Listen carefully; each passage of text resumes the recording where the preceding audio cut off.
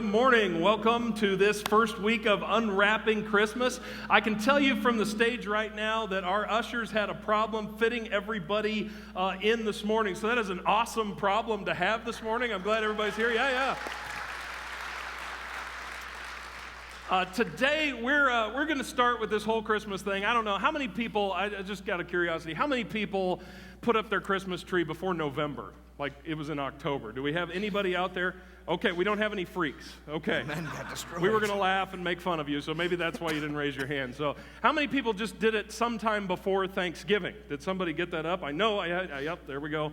Okay, and then how many of you just like, you haven't even digested the turkey and you're like, it's time! Yeah. And you threw up your Christmas tree. How many people we got there? Okay. How many of you are like, do I have to? You haven't put it up yet? All right. So that's good to know. Good to know the audience. Okay. You can do it. So there was a microphone on somewhere. Just heard this demonic voice saying, you can do it. The look on Mark's face was just precious. He was like, ah! It's the bathroom incident of last year all over again. Okay, so we're getting into Christmas. We're getting excited about it, and lots of things happen during Christmas. But the thing that kind of gets left out of the picture is what it all means a lot of times. And I'm talking about people that don't go to church at all, but I'm talking about people that go to church, people that like read their Bible. The thing that gets lost, the significance gets lost on what Christmas is actually about and its significance. So here's what happens during the holidays. We see a scene like this somewhere, and we put this up on our mantle, or maybe you drive by a church and you see this on TV somewhere. And a lot of times we put that up, and here's the thing we think. We go, oh, isn't that nice? Or we even critique people's nativity scene. We're like, oh, that's a nice little nativity scene you've got there. Or we just pretend like the trash on the lawn doesn't look like trash on the lawn, right? And we're just like, oh, it's a nativity scene. But the significance of this is so incredibly powerful, and the only way you can really understand the significance of this story is if you understand the 4,000 years leading up to this moment. If you don't really get that, then it's just sort of, oh, isn't that nice? And we make hot chocolate and we sing Silent Night and it's magical. But if we understand what this really represents, it is the most powerful image in the world. So here's what we're going to do. We're going to unpack the entire Bible in 4 weeks leading up to Christmas. We have done this 3 times at LifeBridge, and it has been one of the most eye-opening series we've ever done. So what we do is we just go through the Bible in 4 weeks. We look at it from a very broad perspective, and we help give some context to the things that you're reading. And here's what this has been super helpful for. This has been super helpful for the people in the world that are going, I don't understand why God allows tornadoes. I don't understand why He allows hurricanes and cancer and death and war and pain. It helps those people kind of understand why that stuff exists. The other thing it helps is people that are new to the Bible. Like if you're out there and you're new to the Bible, and we have people constantly just being like, I'm confused by what I'm reading. Like, I mean, you get in there and you're like, yeah, this is great. And you're like, why are people chopping off the ends of their penises again? Right? Like, could you help me understand? Because I want to understand why that's happening, right? And so this helps give a good context. I felt like that landed hard today. So anyway, Merry Christmas. Anyway, people need a context for the things they're understanding. So we're going to look at the whole Bible, and we're going to look at it in 4 broad strokes. And the first thing we want to look at today is Genesis chapter 6. Now, before I even get there, before I even read it, I want you to understand what happened in Genesis chapter 6. There's about 4,000 years that take place between creation and where Jesus comes to the earth, about 4,000 years. Of those 4,000 years, about 1,500 of those years take place in Genesis 1 through 6. Okay, so a big chunk of world history takes place in 6 chapters. Those 6 chapters are the foundation for everything that happens in the rest of Scripture. Those 6 chapters are the foundation for the world that you and I experience here today, they are vitally important. But because they're only 6 chapters long, we don't see the significance of it, and this is really where the Christmas story starts. So let me put this on a timeline for you. Creation's about 4,000 years before Jesus. 7 days of creation. God created the heavens and the earth. That happens 4,000 years before Jesus. Genesis chapter 6 takes place in about 2500 BC, give or take. About 2500 BC, 2500 years before Jesus, this takes place, okay? Now, a lot happens before Genesis chapter 6.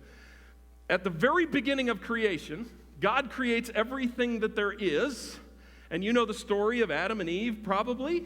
Adam and Eve, they said, hey, you can eat of any tree in the garden, but you must not eat of the tree, and the name of the tree is important. The knowledge of good and evil. It's all right there in the title. They did not have a knowledge of good and evil. You see this in your kids. This past weekend, I was watching football with Uncle John, who's my brother-in-law. We're watching football, and it's halftime, and so we switched over to, what would you switch over to? Of course, a couple pastors, Poltergeist, right? So we're watching Poltergeist, and the kids aren't around, so we're not really thinking about it, you know, and we're just like talking, and all of a sudden I'm feeding the baby. I'm not letting her see the TV, right? I'm feeding the baby, and he's kind of half awake. He's in like a food coma, in and out of sleep. And then all of a sudden my 7-year-old daughter comes in the room and sits down, and neither one of us really noticed.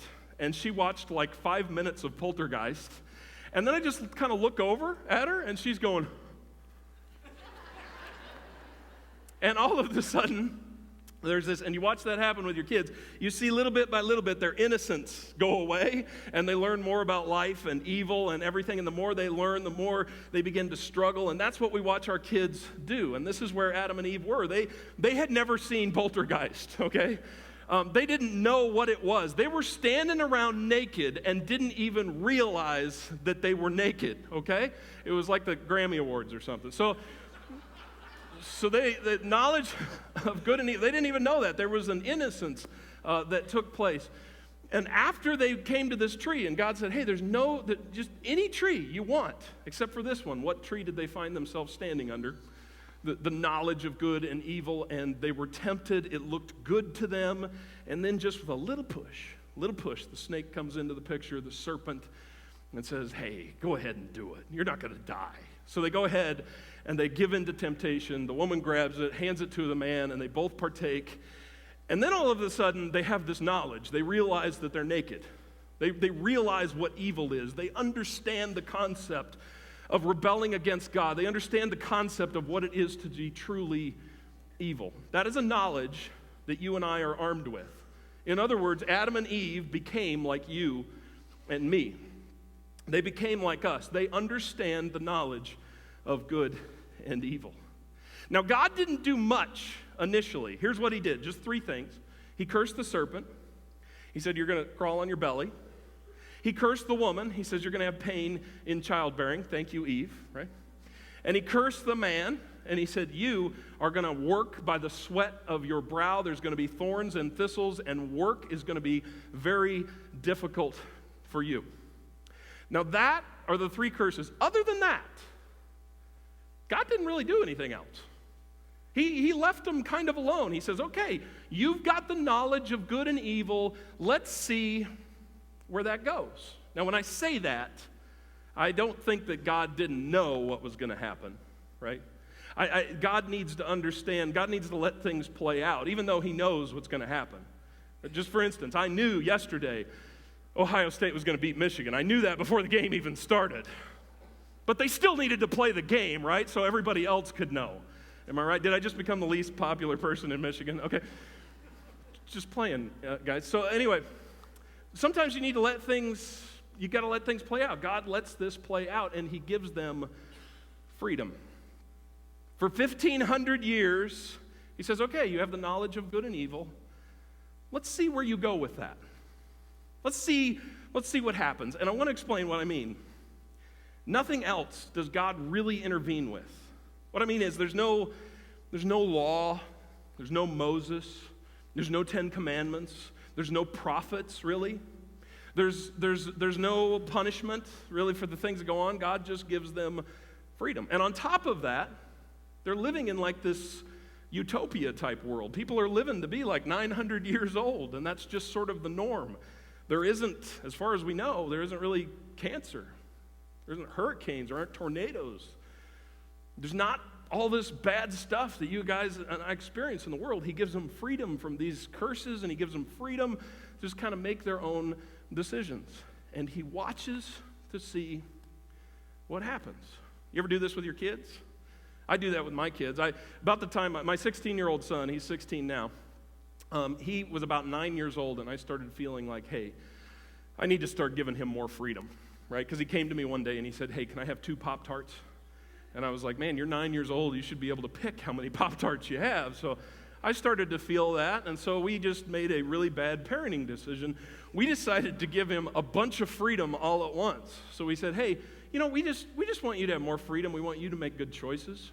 And so he's been restricted his whole life on how many Pop-Tarts he can have. And we decided, hey, you can eat as much as you want, and as long as we don't run out, okay? And you can also play video games and watch television as much as you want. We just want to kind of see if you're going to make good decisions or not with that information, right? And he was like, his eyes got big. He's like, oh, okay. So day one, my 9-year-old son gets up at 6:30 in the morning and plays video games and watches television till we made him go to bed at 9 o'clock that night. It's during the summer, okay? He had a summer break. He plays all day long. On top of that, the only time he took a break was when he had to go to the bathroom and when he had to eat. And he had to eat a lot. So he went and grabbed chips. He ate us out of every snack food in the house, and that was all on just day one. And I thought, okay, it's the first day of freedom. I totally understand that. So the second day I said, hey, man, you went a little nuts there, but hey, here's another chance, right? So here, I understand it. You go. Day 2, 6:30 in the morning till we made him go to bed at 9:30 at night. He plays video games and watches TV, and he begins to scavenge for food because there's no snacks or anything left. This is the first time I saw my son just eat directly out of the peanut butter jar. He's just eating directly out of the peanut butter jar. Day 3, 6:30 in the morning till we made him go to bed at night. Watch TV, play video games all day long. Mom had made some brownies. We go up to him and we say, hey, Mom made some brownies. Everybody in the house needs at least one, but you can just make your choice on what you want to do. He ate the rest of the brownies, all of them, right? And so finally, at the end of day 4, we were going to go a whole week. I just walked out in the middle of the day and I was like, all right, experiment over. We're going to pump your stomach, give you an enema, and send you to bed. Experiment's over. We're not doing this anymore. And we watched and we tested and we said, too much freedom all at once, right? This is what God does. He gives mankind freedom. He says, you have a knowledge of good and evil. There's no curse, there's no tornadoes, there's no hurricanes, there's no death. You guys are living long, long time. Let's see where you go with the knowledge of good and evil. Now listen, because what I'm about to read is the problem that God is working on.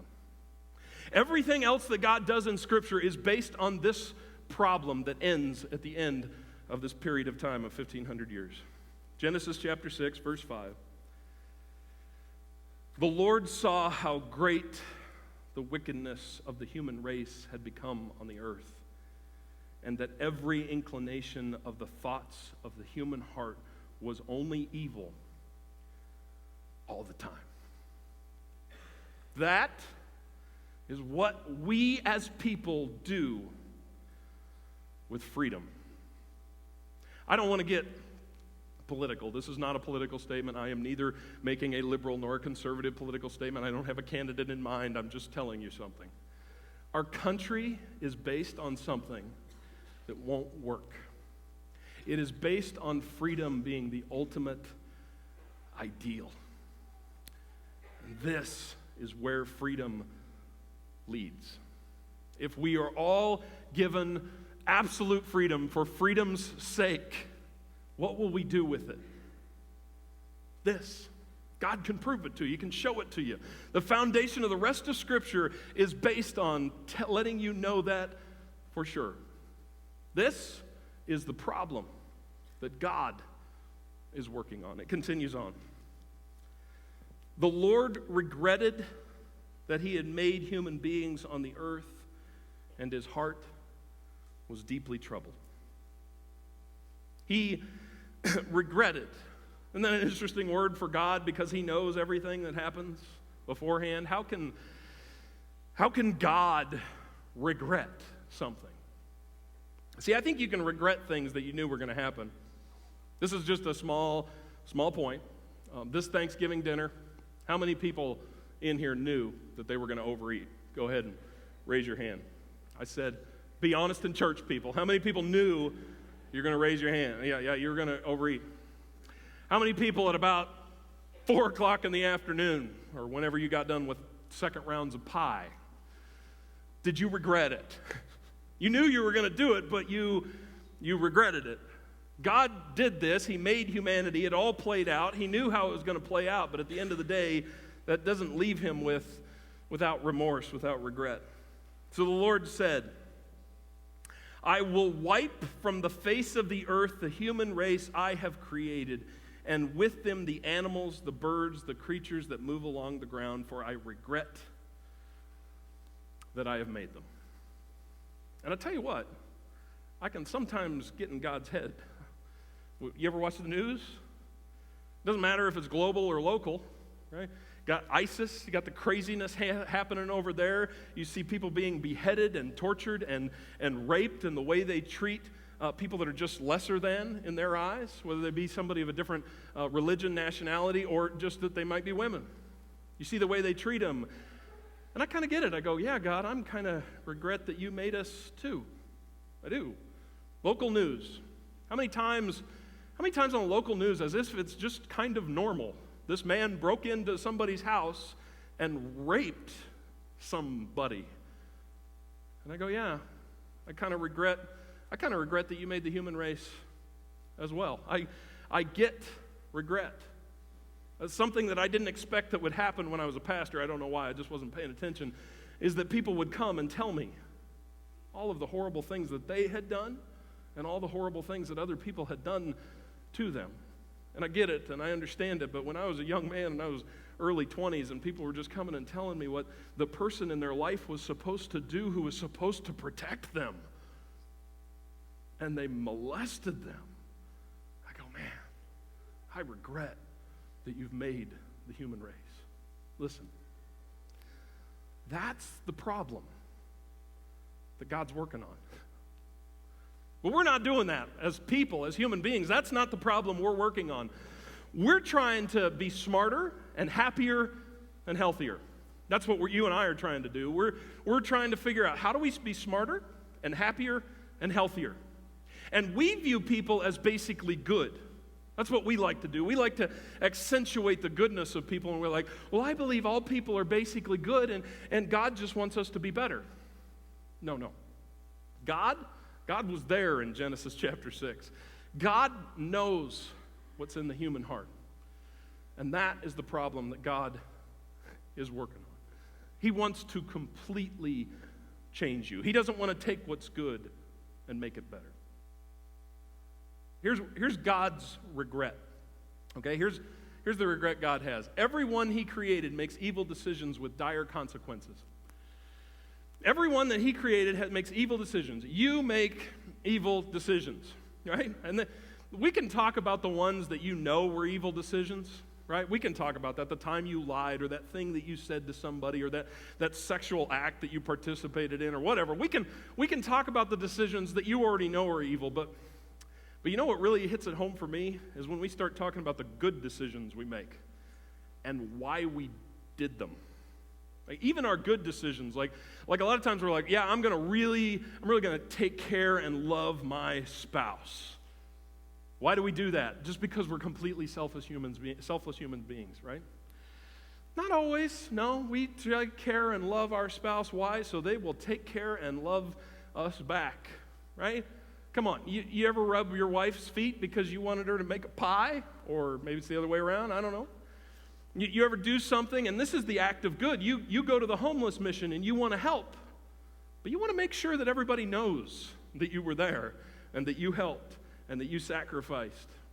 Even the good decisions that we make show how completely self-absorbed We are. Everyone he created makes evil decisions. We're capable of making good decisions, but we all make evil decisions. Here's what you need to know. Your context is the only thing that separates us from the Nazis, ISIS, and the KKK. That's the only thing that makes you different. If you were born in the 30s in Alabama, if you lived during that time period, if you were in Nazi Germany, right, you would be a completely different person than you are. But you were given a context that is much different. That doesn't mean that there isn't evil by our context, for sure. We don't necessarily get to see it played out on the grand scale as much, but there is no difference between your heart and all of those people we see. Let me give you an example. We have these people that over here on the corner. If you pull off the interstate and go down Allen Road on the exit, this is kind of a new thing, but in the last, I don't know, probably about 5 months, there is a constant rotation of people that are there with signs that are helping. Now, because I see them every single day, I'm really able to observe them. So I was watching this one night. We had a meeting here at the church. I pull up, and the lady is standing there with a sign and no shoes on. I drive to the church. So the person that I'm meeting with at the church says, hey, I got a pair of shoes. I'm going to go give them my shoes. I was like, oh, okay, that's cool. So she ran, gave this person her shoes, and then as I drove away from the meeting, and then I came back the next day, guess what? No shoes, right? Obviously. I hope I'm not too cynical there, right? Obviously, no shoes. There's a huge bag of groceries that was sitting there yesterday. Behind them, sign up. And I tell you what, there is few things on the face of the earth that makes me angrier than seeing a healthy, middle-aged guy out there. It's one thing if you're disabled, it's one thing if you're not mentally, but if you're just standing there and you're like a 30-year-old guy, it's all I can take to not scream out the window, get a job! Anybody else? Okay, I'm a horrible person, right? So I drive by, and the only thing that I remind myself always, remind myself, but if I were in that context, if I had been raised in that world, if I was in that life, that's exactly where I'd be. That doesn't mean I need to give him anything. That just means that's where I'd be. Your context is the only thing that changes who you are. Now, finally, this is God's regret. Last one. These decisions deserve drastic punishment. So we're capable of these decisions, and they deserve punishment. We know what this looks like. Right? ISIS? How many people right now, if a guy ran in the room and said, hey, I figured out this device, and all you have to do is push this button, and there will be instantaneous death to every major leader of Al-Qaeda and ISIS. But I can't push the button. I need a pastor to, for whatever reason, right? So he hands me the button, and I'm like, okay, what do you guys think I should do? Every one of us, right? Unless you're crazy, would be like, push that button. And I would push that button. Wouldn't even have to think about it very long, right? But, so we get deserving of punishment, but again, remember the context thing? But I would be on the receiving end of it. It doesn't mean you get off scot-free. Every single one of them deserves punishment, and God's looking down going, you deserve punishment. Can you get your mind around that? Because everything else that the Bible works on is that problem. This problem that God has, that everybody deserves punishment. What does he do? All of us deserve to die. What does he do? He looks down at us, and here's how that verse finishes out. Genesis chapter 6. So the Lord said, I will wipe them from the face of the earth. The human race I have created, and with them the animals, the birds, the creatures that move along the ground, for I regret that I have made them. But, my argument is that is the biggest but in the Bible, right? But, and I cannot lie, but Noah found favor in the eyes of the Lord. But Noah found favor in the eyes of the Lord. The whole human race, everybody's evil all the time, every inclination of their heart, but there's something that he saw in Noah, and he went, I just can't kill them all off. And so in his mercy, he allows a few people to live, Noah and his family, and he begins to work out his plan.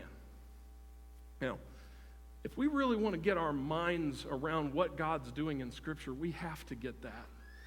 Because Christmas is just kind of cutesy if we don't get the ugliness that God is working on and the glimmer of mercy that he is attempting to show. We have to understand that, and we have to get it. Because here's what God does. He floods the earth. It's at this point, with this devastating attack from heaven, that his creation is completely wiped out. And I get it, and I think maybe we get it. We go, yep, it's evil. He wipes it out. He begins to start over. It's then that the world completely changes. And catch this. If you've ever been sitting out there going, I don't understand why there's tornadoes, I don't understand why there's cancer, I don't understand why there's so much bad stuff in the world. It's because of this. When that flood comes, all of a sudden now people are only living 100 years. Now all of a sudden people are dying from all kinds of diseases and plagues, and the whole world changes at the flood. And God in his mercy gives us a world where we don't have the same kind of freedom that existed before. There isn't just sort of this wide open map and be like, hey, you got the knowledge of good and evil, make your decisions. No. God changes the entire world, and everything about it, its climate, its people, everything about it changes. And we live in, can I be honest with you? We live in the hellhole that we call planet Earth. And here's what you need to understand. It's all by design. And any goodness and any time we've ever sought God is because in his mercy, he lets us live in this world, because we did it the other way, and it didn't work with the freedom we had. So God comes along and says, my mercy is going to look very difficult, very harsh to you, but it is his mercy that he gives us. Now, where we ultimately end up with, the big conclusion of this, is we end up at Christmas time. So let's show that timeline again. So you see the creation, and you see this time of freedom, and you see where that all went. And then you get to Genesis chapter 6, and then in 33 AD, Jesus dies on the cross. Now, here's what I love. Here's God way ahead of any plans that we could even possibly perceive. Jesus dies in 33 AD, but 700 years before that, there's this prophecy written in Isaiah chapter 53. This is 700 years before Jesus was betrayed. This is 700 years before Jesus was mocked and beaten.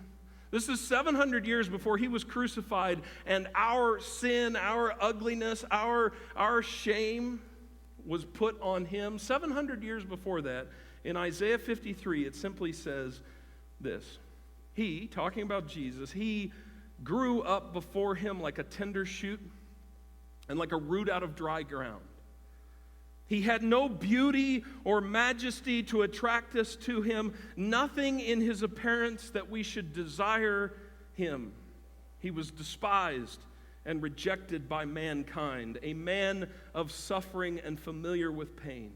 Like one from whom people hide their faces, he was despised, and we held him in low esteem. Surely he took up our pain and bore our suffering, yet we considered him punished by God, stricken by him, and afflicted. But he was pierced for our transgressions. Ultimately, that's what Christmas is about. The years and years and years before that, the ugliness of mankind reared its ugly head. God spared Noah and his family, and eventually through his line, Jesus came, and he was pierced for our transgressions. He was crushed for our iniquities. The punishment that brought us peace was on him, and by his wounds we are healed. We all, like sheep, have gone astray. Each of us has turned to our own way, and the Lord has laid on him the iniquity of us all. The bottom line is, it is the ugliness inside of each and every one of our hearts that Jesus came to this earth and he died for. And if you think that God just wants to make us smarter, happier, and healthier, then this is never going to make any sense to you. The story of Jesus isn't going to make any sense to you. Christmas is just going to be kind of cutesy and nice. But if you understand the ugliness inside of each person, inside of us, where that ugliness could go, then Jesus paying it all, dying all for our iniquity, man, that makes perfect sense. There was a story that they told about a monk that was so caring and loving that he saw God in everything. So one day he was out by the stream and he saw a scorpion floating down the river. So he goes out and he gets on the edge of the bank and he reaches out to grab the scorpion, and the scorpion stings him. To which, what would we do? I would throw rocks at it until it died, right? The monk, loving and caring, he rushes down to the other end of the bank and he gets down in front of it again and he attempts to reach out and get this scorpion that's going to eventually die because it's drowning in the water. And the scorpion, what does it do? It does what scorpions do. It stings him. His hand's now bleeding and sore, and so he gets up again and he rushes down ahead of him. He's still drowning in the water, and he reaches out and he tries to grab the scorpion again, and it stings him again because that's what scorpions do. And another monk came along and said, "Why are you doing this?" And he says, "Because the scorpion's nature to harm me does not change my nature to save." And despite our ugliness, despite our aggression towards God, despite that we can't even sort out the good and the bad in our heart, despite the fact that we sting God every chance he gets, I mean, he came to the earth and we crucified him, it doesn't change his nature to love. Let me pray for you.